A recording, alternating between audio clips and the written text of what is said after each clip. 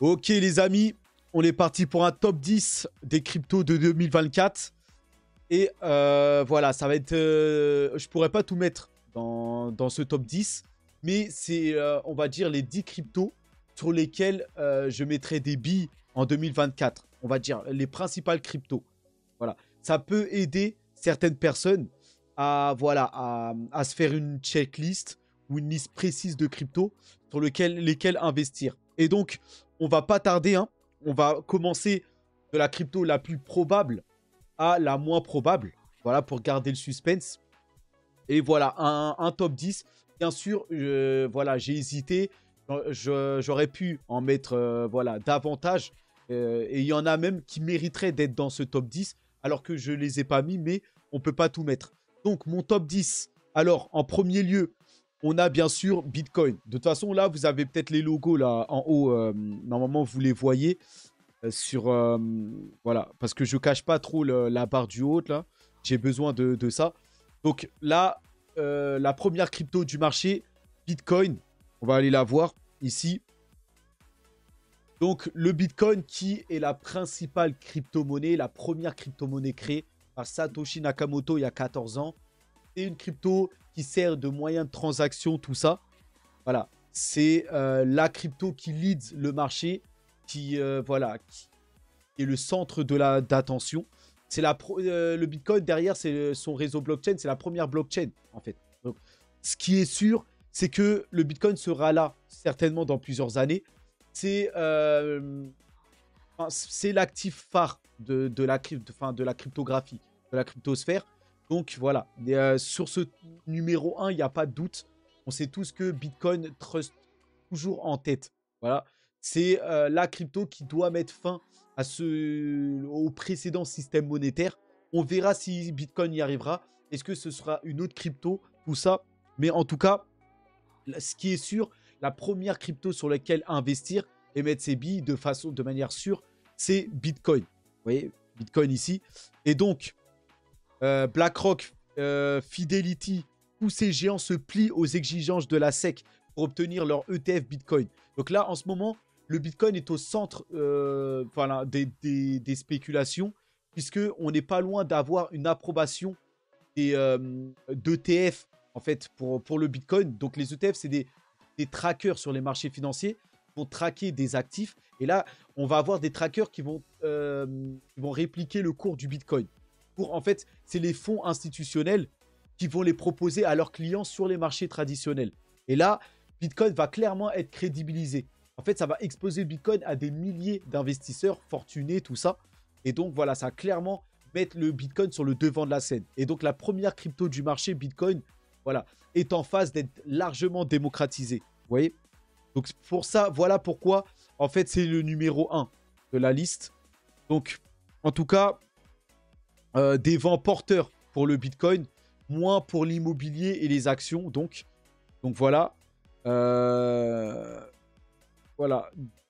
Ça, vous voyez que le Bitcoin a surperformé tous les autres actifs, que ce soit la bourse, l'immobilier, l'or, les matières premières, tout ce que vous voulez. Le Bitcoin a surperformé tous les actifs cette année avec plus 158%. Donc une sorte de x2,5 pour le Bitcoin. Et donc, les vents sont porteurs pour cette crypto-là.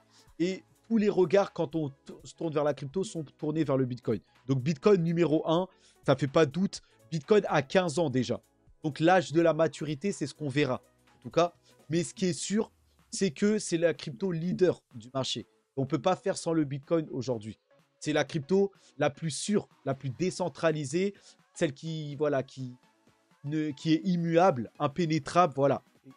Ils ont tout fait pour faire couler le Bitcoin, mais ils n'ont pas réussi. Donc voilà, le numéro 1 de mon top list. Voilà. Pour ceux qui ne savent pas trop dans quoi investir, moi, je mettrais Bitcoin en premier.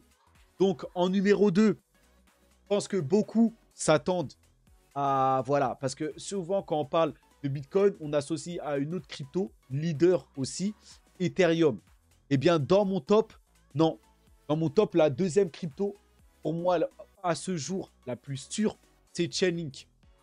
Donc Chainlink, je la passe même devant Ethereum. Parce que Ethereum, à ce jour, Ethereum, il y a des petits doutes. sa lenteur, ses frais. Donc, on va revenir sur Ethereum, bien sûr. Mais en tout cas, Chainlink, là, c'est une infrastructure, c'est un oracle. C'est un projet d'oracle. Les oracles, en fait, pour vulgariser, c'est un projet, Chainlink, c'est un projet qui va prendre les données du monde extérieur, off-chain, les données de la météo, je sais pas moi, de l'heure, quelle heure il fait, du temps, des choses comme ça. En fait, ces données, Chainlink va les incorporer dans la blockchain. Donc, on-chain, c'est ça un oracle, pour vulgariser. Les données, Chainlink va prendre les données du monde réel, en temps réel, hein, ce faisant, et les apporter en fait sur la blockchain, pour que la blockchain ait toutes les données du monde extérieur, tout ça. Ça, c'est la principale mission de Chainlink. Mais Chainlink est y aller beaucoup plus loin.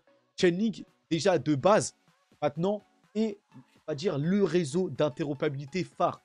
On avait d'autres réseaux comme blockchain, comme Cosmos, Polkadot, Nervos, voilà. Des projets crypto qui visaient à connecter toutes les blockchains entre elles. Et bah, ces projets-là ont plutôt floppé ou n'apportent pas trop cette interopérabilité. Polkadot, c'est complètement loupé. Et ils sont même en train de revoir leur modèle parce que les parachains, ça ne fonctionne pas. Donc, c'était le projet phare de l'interopérabilité. Ensuite, je vais vous les mettre. Hein. Par exemple, DOT. Ici, vous aviez, par exemple, Polkadot. Je ne sais pas si vous avez le site internet. Voilà. Ici, vous avez voilà, Polkadot. Ça, c'était le projet phare de l'interopérabilité. Bon, ça a floppé. Ensuite, vous avez Atom. Quoique Atom, enfin Cosmos, en tout cas, le projet Cosmos, voilà, qui vise aussi à connecter toutes les blockchains. Pour le coup, Cosmos a une autre force, c'est son kit de développement pour construire des blockchains. Et là, pour le moment, c'est le numéro 1.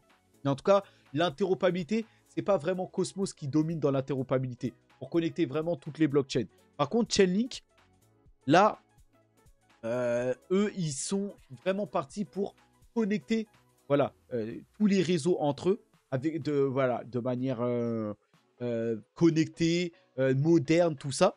Et ils apportent un nouveau protocole. Donc, on va aller voir ça.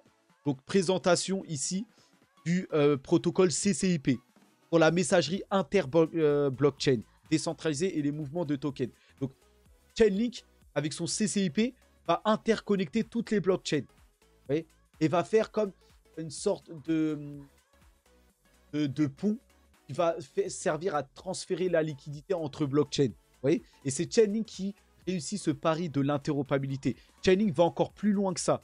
Non seulement c'est un oracle, plus un réseau d'interopérabilité, mais en fait, ils vont même, grâce à leur CCIP protocole, rameuter les banques vers la blockchain. Vous voyez, et donc, prendre, en fait, les banques qui veulent voilà, le transférer de la liquidité et faire avoir un parallèle avec les réseaux blockchain, bah, grâce à Chainlink, la liquidité entre les banques traditionnelles du monde réel et la blockchain va pouvoir se faire.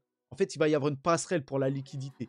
Et donc voilà, Chainlink connecte les banques du monde réel à la blockchain. Donc le monde off-chain avec le monde on-chain. C'est assez incroyable. En plus de ça, Chainlink a un partenariat avec Swift, le réseau mondial de transfert monétaire. Voilà. Donc, qui est visé par...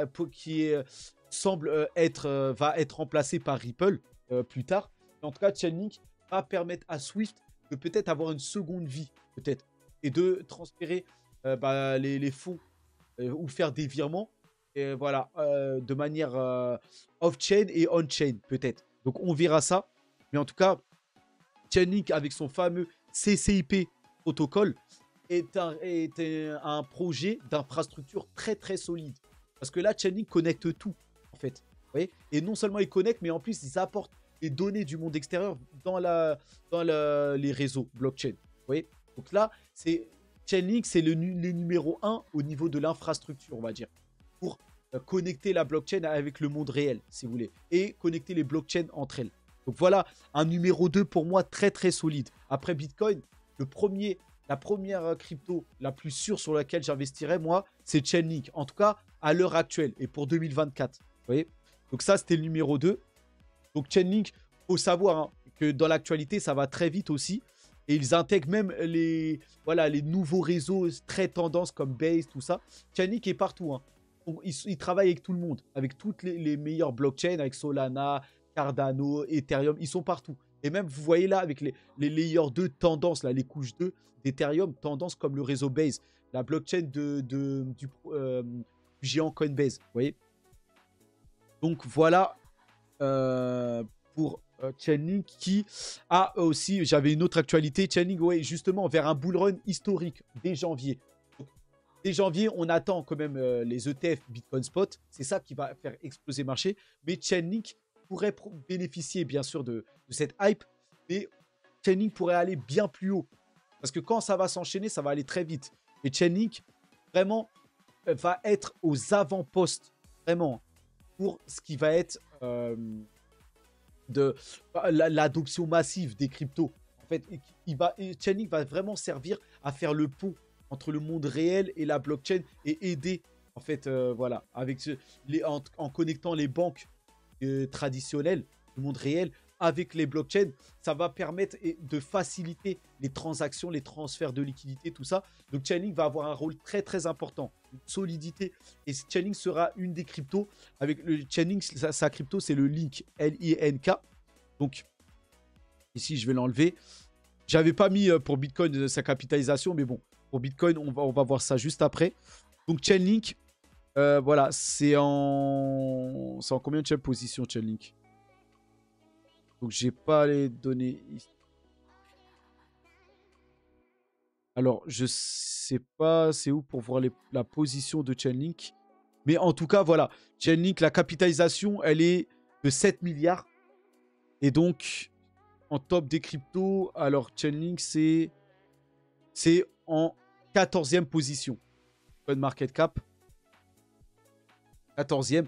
Donc, voilà. En tout cas, c'est dans le top 20. Mais pour moi, ça devrait être largement plus haut. Parce que c'est vraiment la passerelle. Et je pense que Chainlink va connaître un bull run assez fort.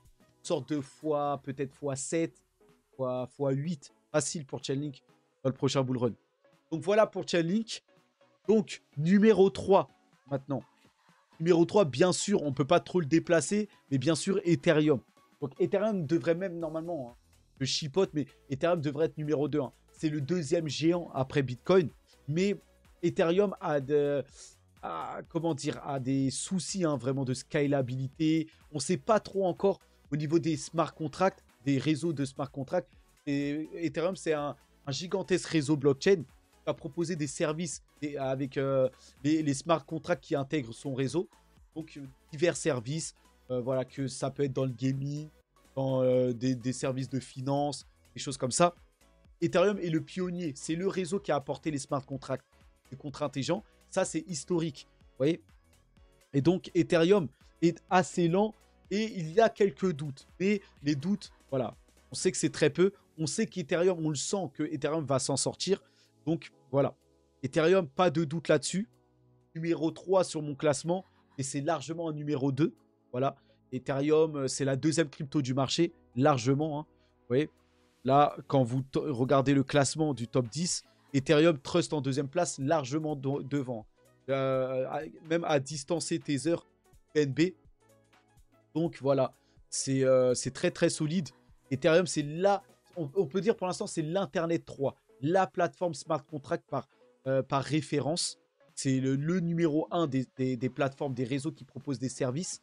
Et donc voilà, tout ce qui va être les prochains narratifs, par exemple, les Real World Assets, là, les projets de tokenisation comme Realio, comme, je sais pas moi, Realty, tout ça.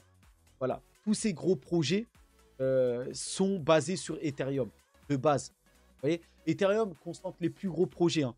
Même au terme de DeFi, AAV, les projets de prêt et d'emprunt, le plus gros projet de prêt en emprunt, c'est sur Ethereum. Le plus gros DEX Uniswap, c'est sur Ethereum. Enfin, tous les plus gros projets, là, pour la plupart, sont sur Ethereum. Donc Ethereum, voilà, c'est un vrai mastodonte.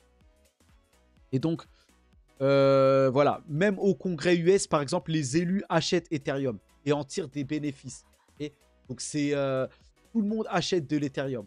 Ethereum, c'est quelque chose qui est, normalement, avec Bitcoin, c'est les deux cryptos, normalement, que vous devez posséder.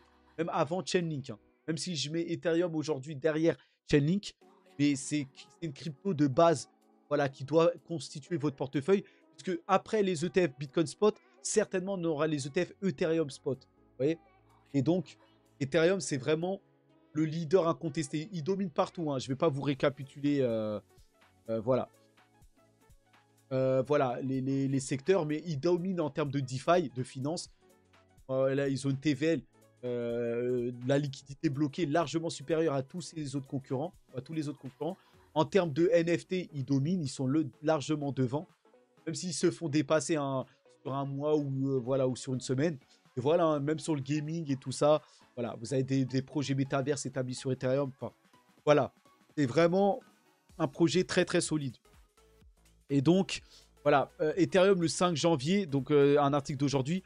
Donc, des conditions de bull run pour Ethereum. Donc, il y a des fortes chances, hein. Le cours d'Ethereum grimpe de près de 2% en 24 heures. Donc, Ethereum commence à devenir solide. Maintenant, jusqu'à quel point, on verra ça. Mais en tout cas, on sent que le bull run pour Ethereum va démarrer. Parce qu'on ne l'a pas encore ressenti. Plus le Bitcoin qui est dans la hype, les altcoins. Mais Ethereum est un peu discret. Mais ça va être son tour très certainement.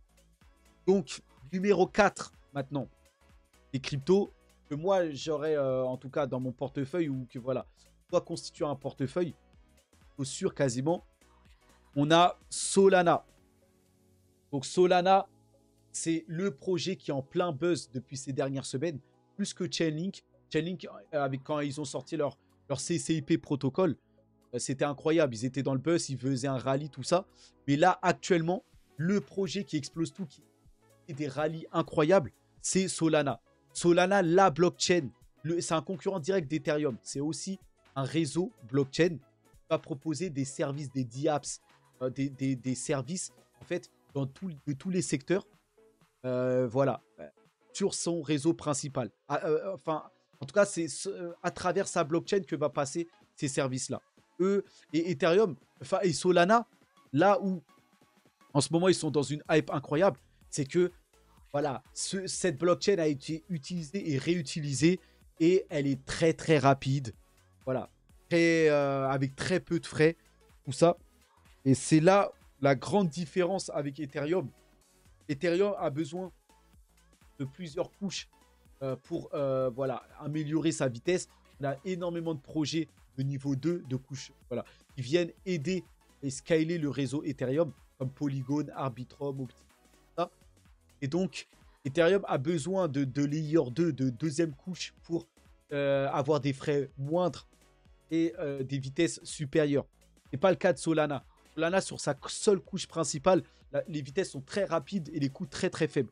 Et Solana a une sorte de branding, une image de marque très très jeune, en fait. Vous voyez, ils tiennent des hackathons, des breakpoints, enfin voilà, des Solana House, des keynote en fait, voilà.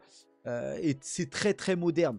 Voilà, ils ont des projets aussi très dans l'air du temps, comme Render Network qui a migré. On reviendra sur mais voilà, ils ont des projets comme Helium, le plus gros projet de réseau télécom. Voilà, ASICS, enfin HiveMapper qui est le Google Earth. Voilà, c'est vraiment des énormes projets, hein. Ils ont un téléphone mobile qui est en train de prendre petit à petit tout ça. Donc Solana, c'est voilà, la crypto qui est dans le buzz en ce moment. Et Solana peut-il exploser et faire un x50 comme Ethereum en 2018? La question se pose maintenant pour Solana. Solana, regardez, ils étaient 10e, 11e ou 12e par là. Ils ont tout explosé. Ils ont effacé, voilà, ils ont effacé Cardano, USDC, et même Ripple, hein, était devant. Solana est en train d'effacer tout sur sa liste. Et là, ils vont s'attaquer à BNB. C'est qu'une question de temps, hein. Surtout que BNB et Binance derrière sont en difficulté. Binance est en grosse difficulté. Donc, et Solana est en pleine bourre. Donc Solana certainement va passer numéro 4. Et très certainement aussi va dépasser Tether, puisque Tether c'est un stablecoin. Donc voilà, ça progresse pas très vite. Et donc Solana va largement peut-être s'établir en 3e position derrière Ethereum. Et là, le match va peut-être se jouer, justement. Pour l'instant, Solana a une capitalisation de 42 milliards. ce qui est loin des 269 milliards d'Ethereum, certes, mais attention, parce que là, la guerre est lancée. Et là, on se pose la question si Solana peut faire son x50. Je pense que oui. Avec les arguments que Solana a, le réseau ne tombe plus en panne, parce que ça, c'était un gros souci pour Solana. Donc voilà. Et maintenant, Solana, là, est tellement dans la hype que Solana dépasse le géant Ethereum en termes de volume de transactions, que ce soit sur la DeFi, les NFT. En tout cas, sur une semaine ou sur un mois, Solana, maintenant, est en train de faire mieux qu'Ethereum. Donc, voilà. Hein. Et si Solana, imaginons, enchaîne ses performances, Solana dépassera Ethereum. Vous voyez? Donc, Ethereum a un sacré... est en danger par rapport à son concurrent Solana.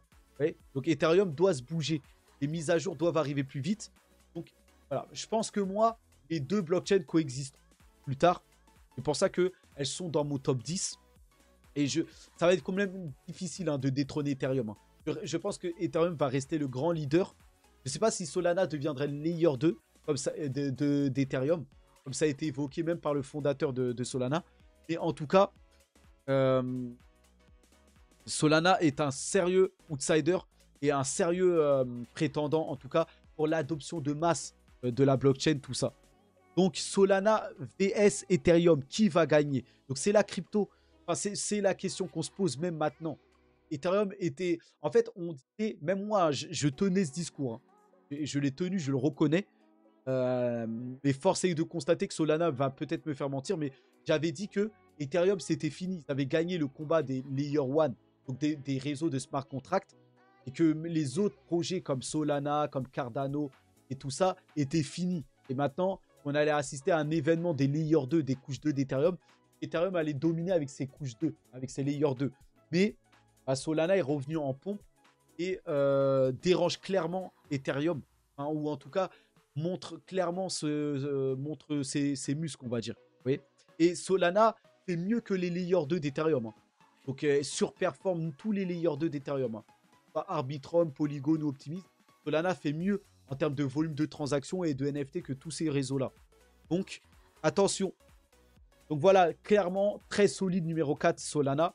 Donc maintenant, numéro 5, eh bien, Ripple, bien sûr. Donc, obligé de mettre Ripple, qui a longtemps été, on va dire, dans le top 3 des cryptos, des plus grosses cryptos, on va dire Ripple. Ça, quand on pense aux cryptos, on pense d'abord à Bitcoin et aussi à Ethereum. Et si on doit rajouter une troisième crypto, en général, c'est Ripple. Vous voyez? Et là, Ripple, c'est un autre secteur encore. C'est le secteur des paiements transfrontaliers. Donc, comme le réseau, le système SWIFT pour les transferts de fonds monétaires internationaux entre les États, entre les institutions, bah, c'est Ripple qui va, semblerait-il, remplacer le système SWIFT. Et vous savez, la technologie blockchain apporte une vitesse bien supérieure et des coûts beaucoup plus faibles que les anciens systèmes monétaires traditionnels. Donc, Ripple va apporter un coup de jeune, un coup moderne au transfert monétaire international. Et donc, voilà. Ripple, c'est aussi comme Western Union, MoneyGram, tout ça. Bon, c'est plus le projet Stellar, un peu. Mais voilà, Ripple, transfert de fonds international. Donc, la technologie est très solide de Ripple, bien sûr. Ils ont leur... en fait, c'est le Ripple... c'est le XRP Ledger, je pense. C'est ça leur plateforme, XRP Ledger. C'est là où tout se passe, on va dire. Donc, je sais pas trop ici si on pourra le voir. En tout cas, c'est un projet à part. Hein. Donc, Ripple, en fait, ils ont un moat, on va dire, assez certain dans leur secteur là de paiement transfrontalier. Ils ne sont pas en concurrence vraiment avec Bitcoin. Même si les deux cherchent à devenir les références pour les transactions monétaires. Mais voilà, Ripple, c'est un autre gage, on va dire. Et Ripple, c'est pas une blockchain de smart contract comme Ethereum ou Solana. C'est pas un projet d'interopérabilité, d'infrastructure comme Chainlink. Donc voilà, Ripple a son fonds de commerce. Mais après, ils sont en train de se développer. Hein. Ils veulent se développer aussi dans la Real World Asset, tout ça, les actifs tokenisés. Et en plus, ils ont les licences, hein, les approbations pour développer les CBDC. Donc, ils ont la norme ISO 222, voilà, avec la technologie qui va avec. Et Ripple pourrait être la plateforme qui hébergera émettra les CBDC, les prochaines monnaies numériques des États, en tout cas. Donc Ripple on va dire un gros potentiel de croissance et a beaucoup de produits à proposer. Et donc dans l'actualité, donc Ripple qui réinvente donc les paiements transfrontaliers. Donc voilà, c'est le projet phare des projets transfrontaliers avec une grosse technologie, hein. Une vitesse de coût, des frais très faibles.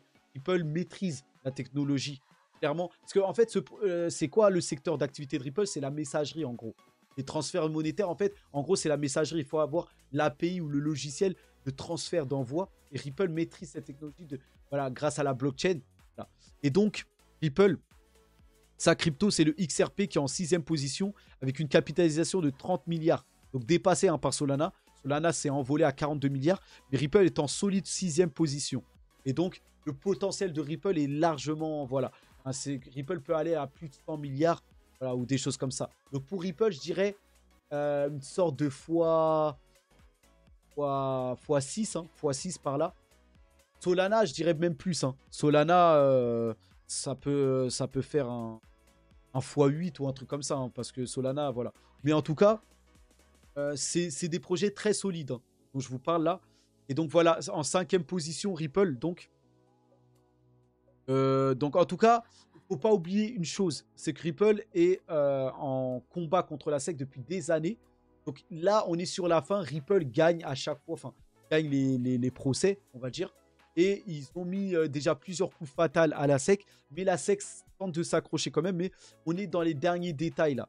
Et Ripple, certainement, va s'en sortir. Il domine en tout cas cette guerre-là face à la SEC depuis des années déjà. Et on se demande si en 2024, ça va continuer. Parce que ça tarde.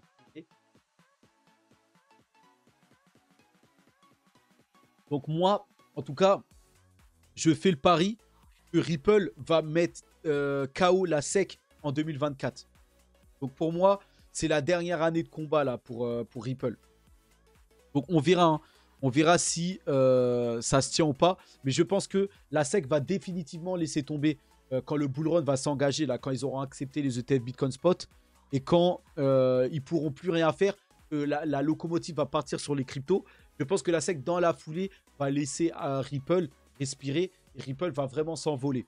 Donc moi, voilà, c'est une manière très optimiste. Voilà, c'est vrai. Je suis assez optimiste tout le temps, mais je pense que ça se tient, en tout cas. Et que Ripple aura son bull run comme les autres cryptos. Vous voyez? Donc la guerre, il va continuer, en tout cas. Bon, pour Ripple, la prédiction folle de plus de 4720% de Ripple. Apparemment, il y a des rumeurs qui disent que le Ripple va exploser de plus 5000%. Moi, j'ai du mal à croire ça. Faut pas, voilà, c'est pas la fête non plus. Et c'est vrai que Ripple, qui est en partenariat avec toutes les banques du monde, voilà, et tous les États pour les monnaies numériques, tout ça, a un énorme potentiel. Et va s'accaparer une grosse part de marché, un marché à plusieurs milliards de paiements transfrontaliers. Après, voilà, Ripple est déjà assez solide. Ça peut faire son x10, x15, mais faire des plus 5000%, j'ai du mal avec ça. Une sorte... Franchement, x50, je sais pas. Je pense pas. Donc, une prédiction folle. Après, bon, restons lucides, on va dire. Et déjà, visons le x6 pour Ripple. Ça serait très bien. Vous voyez? Donc, là, vous avez déjà eu mon top 5. Donc, je rappelle, Bitcoin, Chainlink, Ethereum, Solana, Ripple. Déjà, ça, c'est des cryptos très, très solides. Maintenant, on continue pour la suite de mon top 10. Donc là, c'est des cryptos maintenant qui sont un peu plus c'est un peu plus du pari. C'est toujours des cryptos très solides. Mais là, c'est moins sûr, on va dire. C'est des cryptos qui sont, voilà, qui certainement seront là plus tard. Mais voilà, c'est plus à risque, tout ça, que les 5 premières que je vous ai présentées. Vraiment, les 5 premières que j'ai présentées là, c'est vraiment des valeurs sûres. Donc, je veux quand même séparer les 5 premières des 5 dernières quand même. Vous voyez? Donc, voilà, je tiens à préciser ça. Maintenant, en top 6, la première crypto, c'est Ordinals. Donc, Ordinals, c'est Un projet, c'est les NFT sur le réseau du Bitcoin. Ça, pour moi, c'est une valeur sûre. On voit que quand les NFT sont inscrits sur le réseau du Bitcoin, c'est de manière native. Là, c'est du sûr. C'est pas comme les NFT sur les autres blockchains, même sur Ethereum ou Solana. Là, c'est à partir des plus petits Satoshi. Là, c'est vraiment quelque chose qui est retransmis, qui est gravé de manière sûre et vraiment protégé, sécurisé et décentralisé. Donc moi, ce narratif-là, les ordinals, ce projet-là, attendez, voilà, ce projet-là, donc c'est vraiment, pour moi, ça va être une success story, simplement, les ordinals. Avec les Bored Ape App, tout ça, voilà, les crypto-singes qui seront toujours là et tout. Et les ordinals, certainement que le monde entier, enfin, voilà, je sais que Bitcoin dépassera certainement à terme Ethereum, voire même Solana. Et ça posera parce que les ordinals, c'est des NFT sûrs, c'est vraiment sécurisé, décentralisé. C'est pas comme sur les autres, ou avec du proof of stake, tout ça. Là, c'est de manière sûre. Donc, ça, c'est des NFT. Les NFT, non-fungible token, je rappelle ce que c'est les NFT. Donc, vous avez les tokens fongibles, Bitcoin, Ethereum, enfin, tout ça. Vous pouvez avoir un Bitcoin, 2 Bitcoin, 3 Bitcoin, 4 Bitcoin. Vous voyez, ça, c'est tokens fongibles. Et vous avez les tokens non fongibles, les non-fungible tokens. Donc, non-fungible token NFT. Vous voyez? Et donc, là, ça, c'est pas avoir deux NFT pareils. C'est pour ça que c'est des non-fungible tokens. En fait, ils ne sont pas fongibles. Donc, vous ne pouvez pas avoir... En fait, les NFT, ça va être inscrit sur la blockchain. Et, vous ne pouvez pas avoir deux NFT pareils. C'est enregistré de manière unique, pas un NFT. Et c'est non fongible. C'est-à-dire que vous n'avez qu'un seul et unique NFT retransmis sur la blockchain. Vous ne pouvez pas en avoir plusieurs. Et donc, voilà, c'est gage de plein de business. Enfin, notre identité numérique dans le futur sur la blockchain sera à base d'NFT. Vous voyez, parce que c'est unique et retransmis sur la blockchain de façon assez unique. Et ça, les NFT de singes sont uniques, c'est des valeurs uniques. C'est pour ça que les NFT de singes ont explosé et n'importe quel NFT explose parce qu'en fait, c'est gravé et c'est voilà, ça va prendre de la valeur plus tard. Vous voyez? Donc voilà par rapport à ça. Donc retour sur le phénomène qui a marqué Bitcoin en 2023. Donc introduction aux ordinals et aux inscriptions sur Bitcoin. Donc les ordinals, je rappelle, c'est des inscriptions qui sont inscrites sur le réseau du Bitcoin. Donc là, on parle bien du Bitcoin et de son réseau.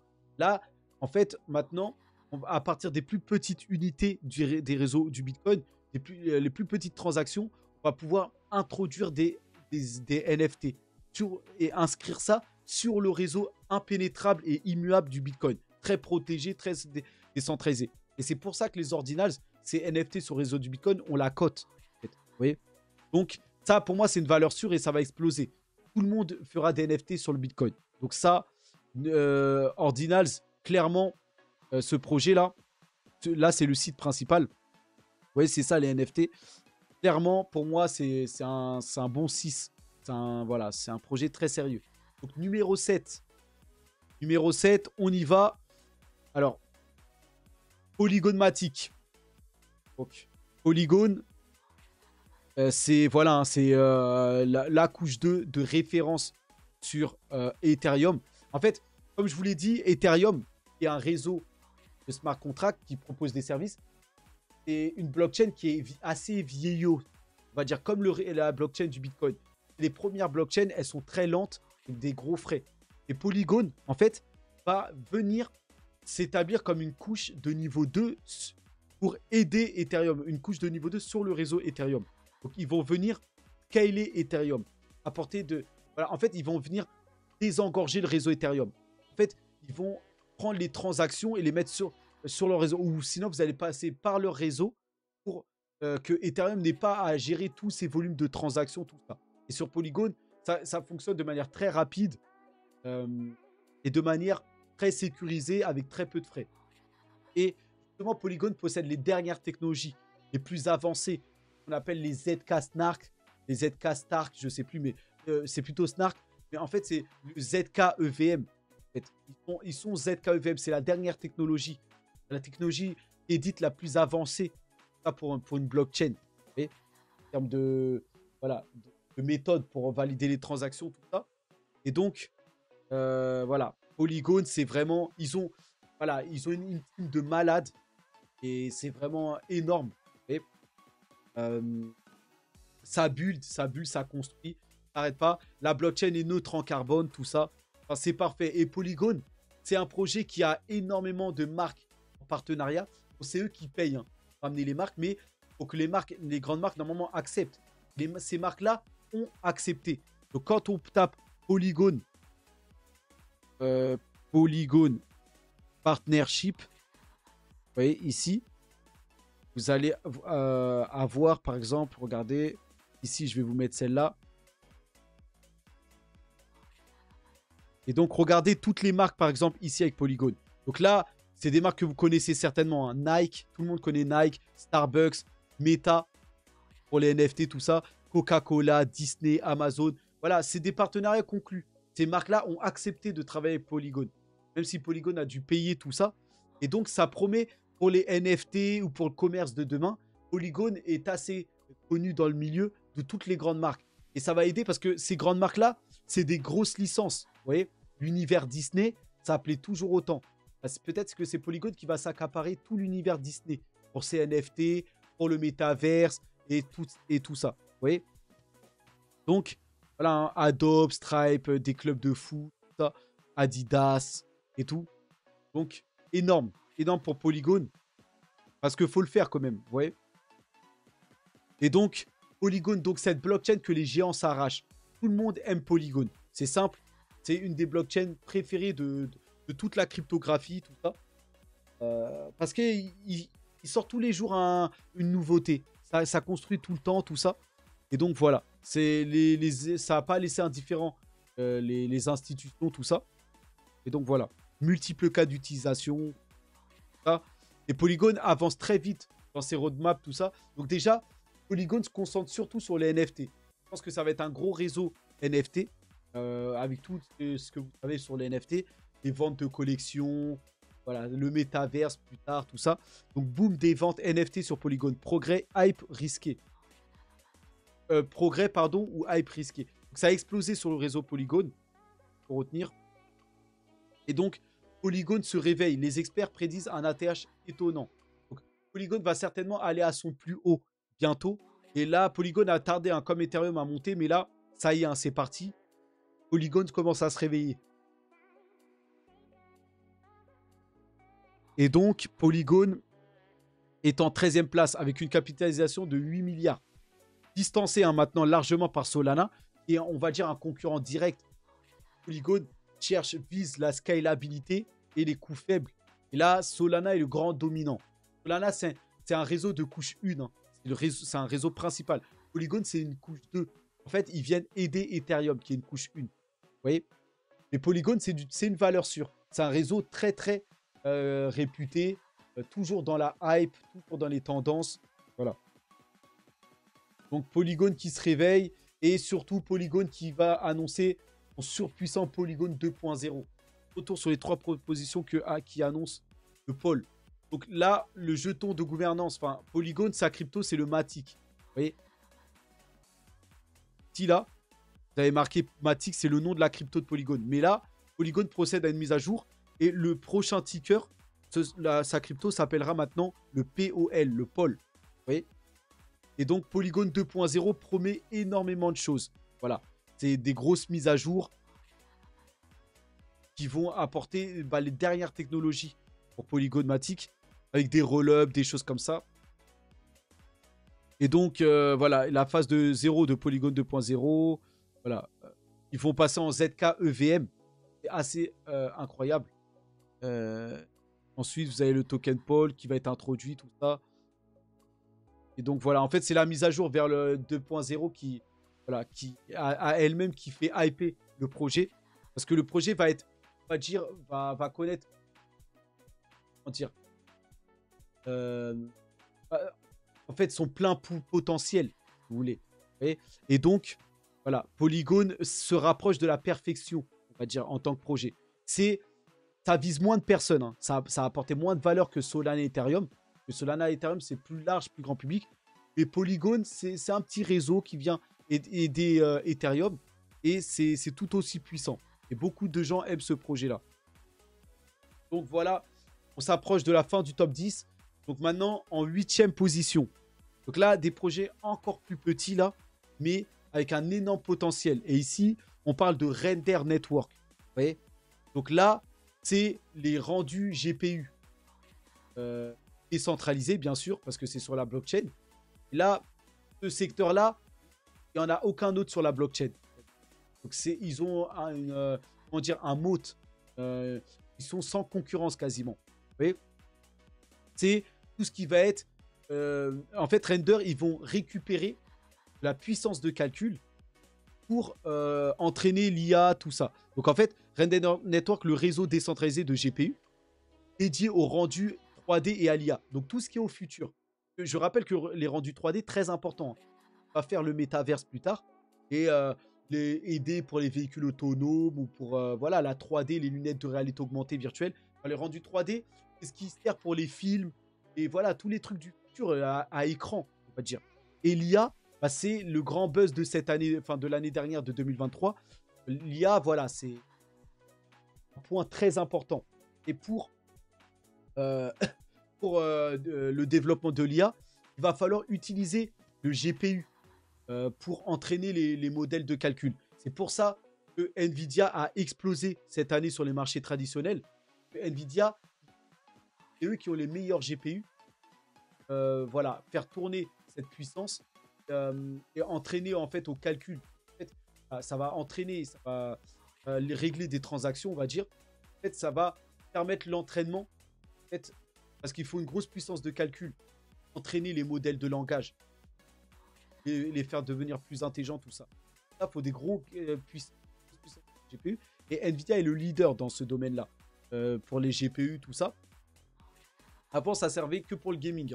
Là, Nvidia s'est largement diversifié et est devenu un pionnier pour l'entraînement de l'intelligence artificielle. Et bah là, Render, c'est l'équivalent d'Nvidia sur la blockchain. En fait, de manière décentralisée. Et Render, ils ont une capacité.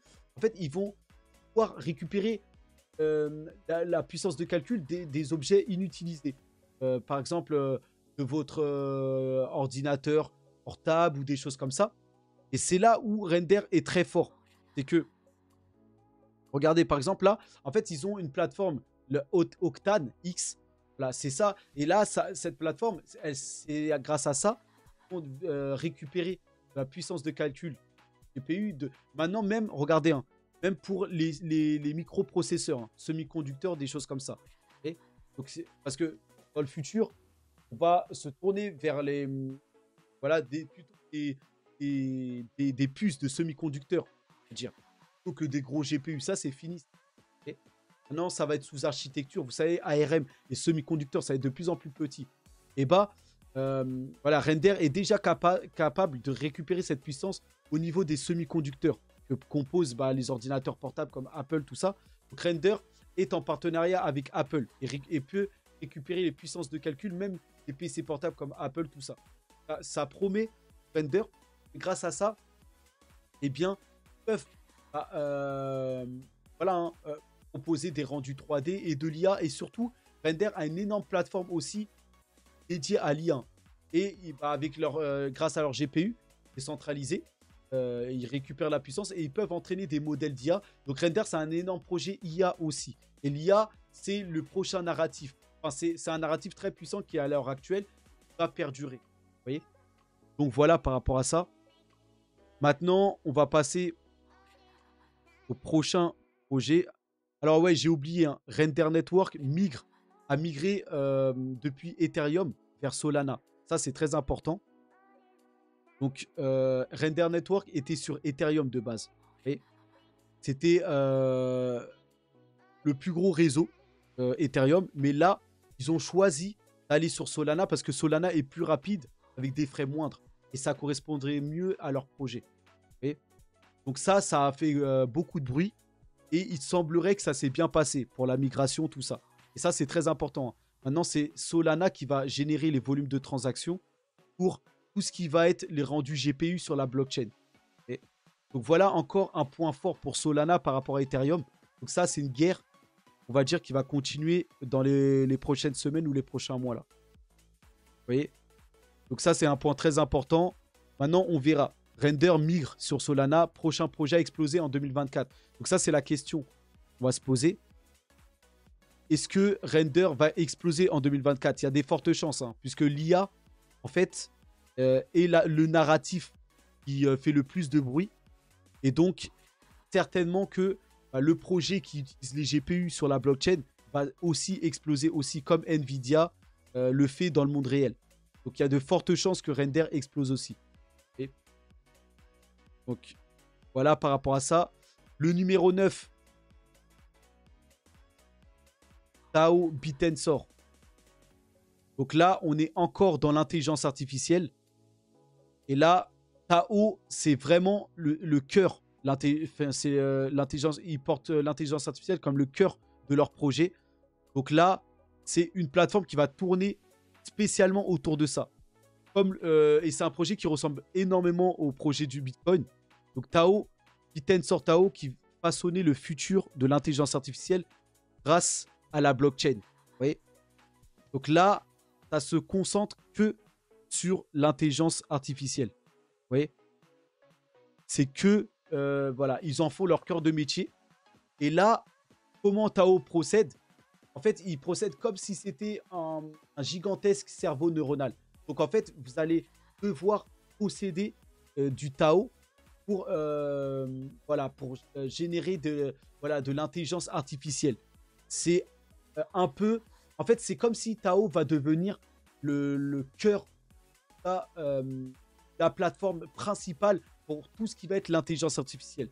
Donc, c'est le projet phare, on va dire, de l'intelligence artificielle.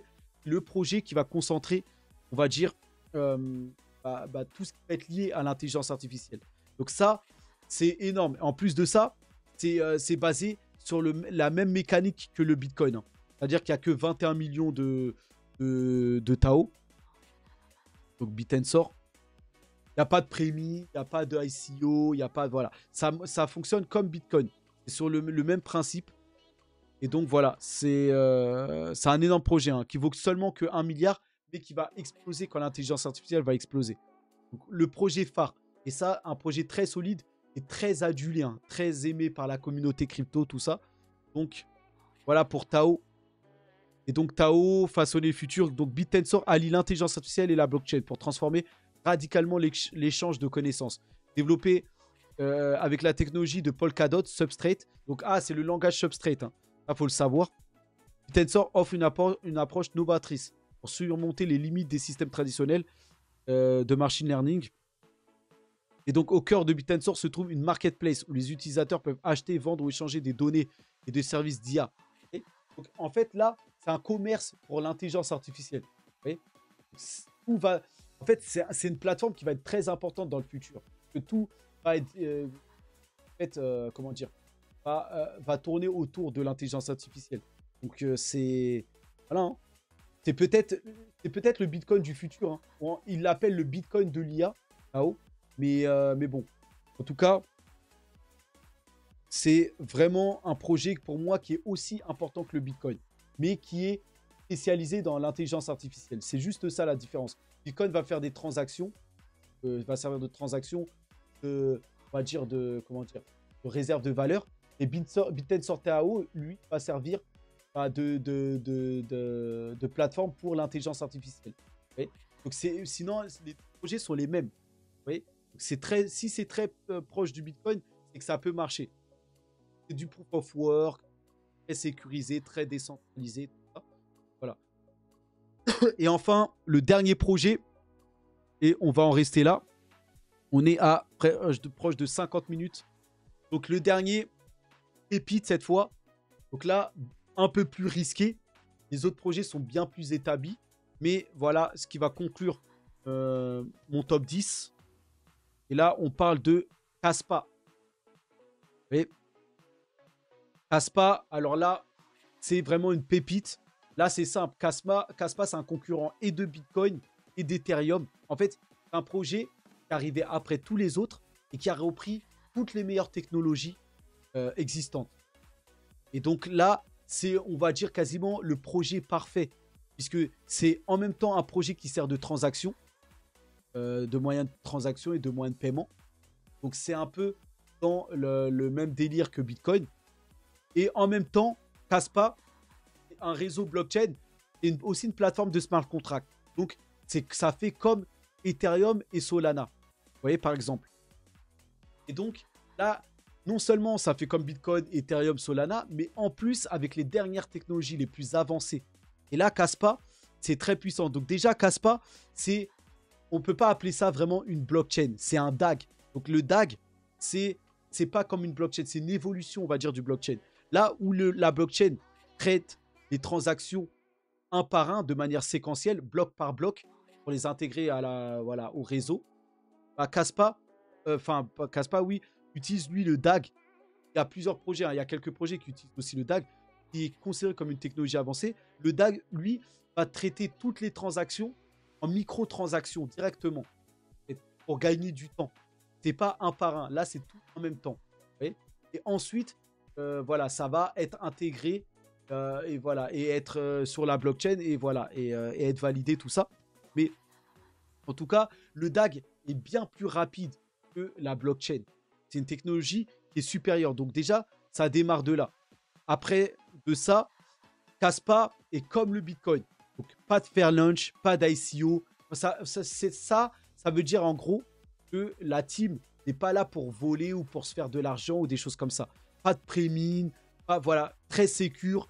C'est du proof of work très décentralisé. Donc c'est en fait tout ce qui a fait la force et la puissance du Bitcoin que Kaspa a repris. Et là, et Tao, par exemple, le projet que je viens de présenter précédemment, là, c'est la même chose. Pas de pré-mine, pas de fair lunch, pas d'ICO, pas de trucs pour gagner de l'argent sur le projet, tout ça. Voilà, c'est pur. C'est des projets qui sont purs. Il y a des teams derrière, mais ça, c'est du très sérieux, très sécure, très décentralisé, tout ça.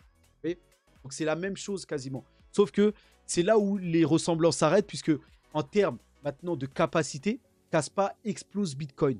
Mais littéralement. Puisque Kaspa est très moderne. C'est un très très jeune projet. Vous voyez. Et là où Bitcoin met 10 minutes par bloc pour en fait valider une transaction, en fait, pour construire un bloc et l'envoyer sur la blockchain, pour valider la transaction, chaque bloc, ça prend 10 minutes. Kaspa, pour le moment, c'est 1 seconde par bloc. En fait, toutes les secondes, il y a une transaction qui est validée. Entre guillemets, ça que vous devez retenir. Alors que sur Bitcoin, c'est toutes les 10 minutes. Une transaction est validée. Rien que ça, déjà, voilà, Bitcoin, là, le réseau du Bitcoin ne pourrait pas adopter les milliards de personnes que nous sommes.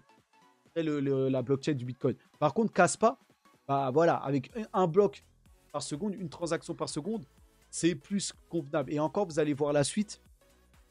Donc, voilà, les deux sont en proof of work. Donc, c'est le mécanisme le plus sécure. C'est mieux que le proof of stake, voilà, pour sécuriser et pour que ce soit décentralisé. Là, voilà.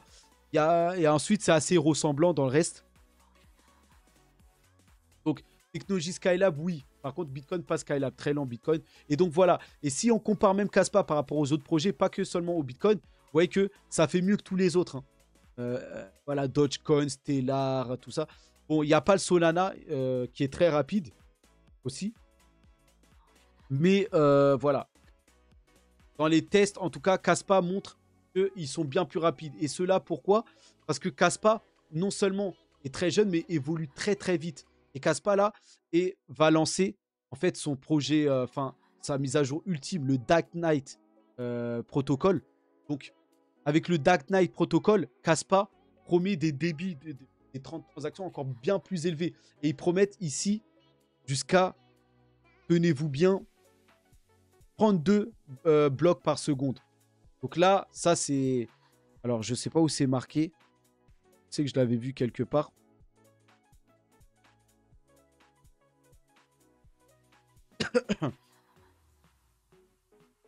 Tout ça, c'est grâce à son DAG. Hein.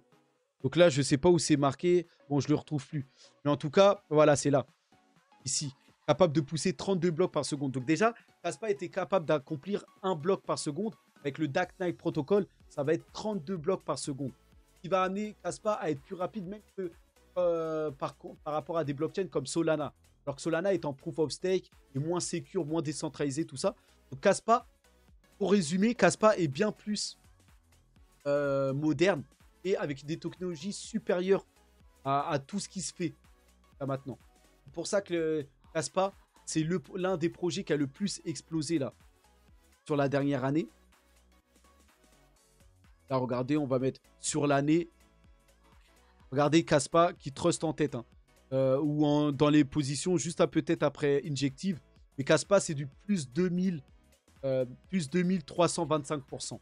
Et il y a juste ici Injective Protocol qui fait mieux. Plus 2538%. Vous voyez? Mais c'est voilà, c'est un projet très prometteur. Et beaucoup attendent beaucoup de Kaspa. Donc Kaspa, en termes de transactions, pourrait être mieux, un meilleur pari que le Bitcoin, hein, même. Kaspa, c'est un rival direct du Bitcoin et il n'y en a pas beaucoup. Hein. Et Kaspa, pour le moment, la technologie est supérieure à celle du Bitcoin. Maintenant, est-ce qu'ils vont remplacer le Bitcoin comme moyen de transaction phare? Je ne sais pas. Et après, le réseau Kaspa peut être un meilleur réseau de smart contracts que Ethereum et Solana, avec les capacités que Kaspa possède. Softwork, 32 blocs par seconde, tout ça. Donc, c'est vraiment une pépite qui peut faire encore d'autres multiples. Donc, on va surveiller ça. Donc, Kaspa, lui, en 8e position. Hein, c'est déjà dans le top 100, tout ça. Donc là, ça abaisse. Hein, sur le mois, là, le dernier mois, c'est en chute un peu. Et c'est déjà largement monté. Okay, donc, c'est peut-être le temps de se positionner. Hein. Beaucoup attendaient l'élection. Elle est peut-être venue. Et là, ça va peut-être être le moyen de se poser. Après, Kaspa, sa crypto, c'est le KAS. KAS. Et vous ne la trouvez pas partout. Hein. Là, les marchés qui la proposent, c'est encore des petits exchanges. ATO, KuCoin, contrairement aux autres projets. Voilà, peut-être même Tao aussi. C'est pas de partout. Et voilà. Donc voilà. Hein. En tout cas, Kaspa, voilà, qui arrive avec ses mises à jour. Aussi, Kaspa, comme je vous ai dit, hein, c'est les dernières technologies. Et bien sûr, leur langage d'écriture, c'est du Rust. Bah, c'est à ce jour le langage qui est dit qui est le plus prometteur. Et là, Kaspa est en train de réécrire sa propre version du Rust pour qu'elle soit encore bien plus forte. Son langage d'écriture soit bien plus solide, tout ça. Donc, voilà, c'est un projet très moderne et très tendance, très puissant. Donc, très prometteur. Les amis, j'en ai fini avec mon top 10. Ici, donc voilà, Kaspa. Hein. C'est le site et tout ça. Donc, on verra en tout cas jusqu'à où est capable d'aller le projet. Pour le moment, le projet est en 38e position. Ça fait que d'effacer tous ceux qui sont avant eux, avant Kaspa. Donc, on verra jusqu'à où Kaspa va venir. Mais au vu de la technologie, Kaspa, c'est mieux que... Je ne vais pas vous mentir, hein, c'est mieux que tout. Kaspa, ça devrait même être en numéro 1. En tout cas, sur les promesses technologiques. Mais on est loin de ça. Pour le moment, Kaspa n'est pas encore très utilisé. C'est juste des promesses. Juste en Turquie, où ils payent dans certaines enseignes en Kaspa. Ça a l'air de bien fonctionner. Et sinon, il n'y a rien de concret encore. Donc, on attendra. Donc, voilà mon top 10. Je résume. Bitcoin, Chainlink, Ethereum, Solana, Ripple. Ensuite, Ordinals, Polygon, Render Network, Tao Bitensor et Kaspa. Donc, vous avez mon top 10 de crypto pour 2024. Ça peut évoluer. Il y a d'autres cryptos que je devais mettre hein, dans ce classement. Hein. Apecoin, les cryptos NFT, les têtes de singe, Optimism et Arbitrum, les layers 2 d'Ethereum. Ça, c'est des projets qui largement, normalement, doivent faire partie. Hein. Voilà. De tout ça. Il y a des projets aussi plus anciens comme le Litecoin, comme l'argent numérique. Les Bitcoin, c'est l'or numérique. Vous avez le Litecoin qui sert aussi de moyen de paiement, hein, comme Kaspa. Voilà. C'est le nouvel argent numérique, mais voilà. Donc, on verra qui dominera. Et en tout cas, voilà. Voilà, j'en reste là. Et voilà pour les cryptos. Bon, sur le jour, ça baisse là actuellement. Donc, on se tient au courant. Là, c'était mon top 10. Vous me direz ce que vous en pensez en commentaire. Et on se retrouve hein, dans une autre vidéo. Bah, ça fait pile 1 heure. Donc, régalez-vous en tout cas. Force à nous. Hein. Allez, à plus.